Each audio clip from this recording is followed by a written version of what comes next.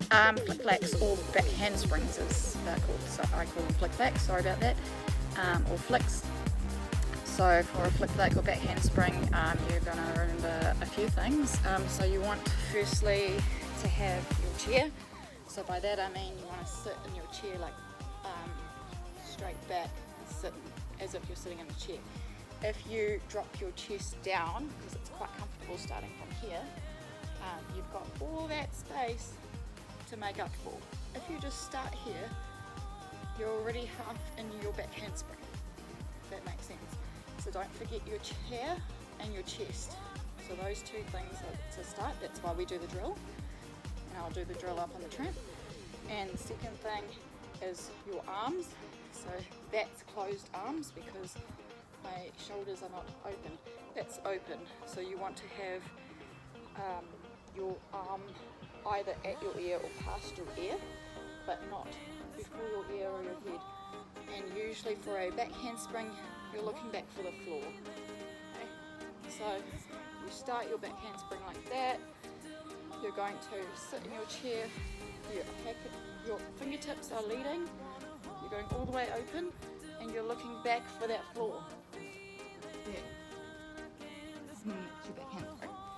If you look forward and your arms go back, you're still not going to make it back. If you look back with your arms only go here, you're not going to fully rotate to where your arms need to be.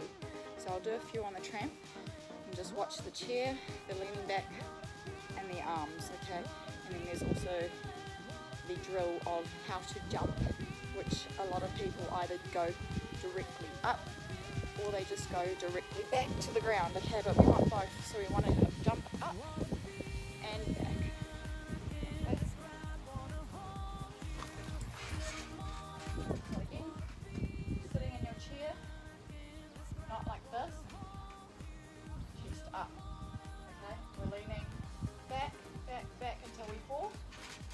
I'm talking about that you can do it at home on your trampoline, on a mattress, or at the gym when I ask you to do your drills, or if any other coaches ask you to do your flick-flack drills or your back handspring drills. This is what we mean. So you're sitting in your chair, you're sitting back, you're leaning back until you can't lean back anymore and you actually go back, because that's how a back handspring works. So you're here. I'm not going to jump as far back as I can because I'll probably go past that pole. But at the gym there's a nice big tramp that you can train on, and there's a huge big fat mat. You can probably not reach the end, so good luck trying to jump off that, but only at the gym. So here, sitting in, moving back, and my arms are opening up. Okay, a lot of people do the drill like this and they leave their arms locked in here, which is only going to bring you to there. So when you do your flick-flack, it's going to look like, and that's because your arms are locking in. If you open your arms, I barely have to jump for the flick-flack, and if I'm looking back at my fingertips for the floor and getting my fingertips near my feet, my flick-flacks, well, for now, because my trampoline is small, my flick-flack's going to be so easy. Okay, so from here, yeah, okay, so I'm just looking at my fingertips and looking back for the mat. That's all I'm doing at this point. I'm not sitting back in the chair because I'm on the trampoline, and it's flipping me naturally. So from there, lift up. Okay, the second part is also our snap downs. Okay, from a flick-flack, when everybody, or a back handspring, when everyone gets their back handspring, they don't get the snap down, because we want to snap down so we can go into our back tucks afterwards, or our layout pulls, right? So after your handspring, snapping up. So by that I mean my arms don't move. It's just your usual snap down drill.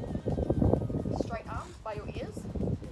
Your shoulder is doing the bending and the work, but your arms are strong. They can bend, but only if you let them. Okay?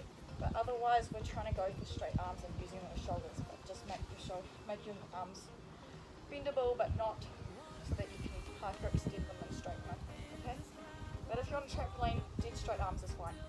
So you want to start off with your arms by your Alright, so second part of the back handspring, or any round off, anything that you want to go into another move, a whip back, anything, you want a rebound out of it.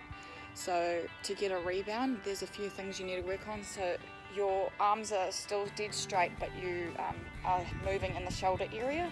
They're still up by your ears. They can be slightly forward because you're coming out of a flick-flack, but they should be there, and you're using that arm to get the pop.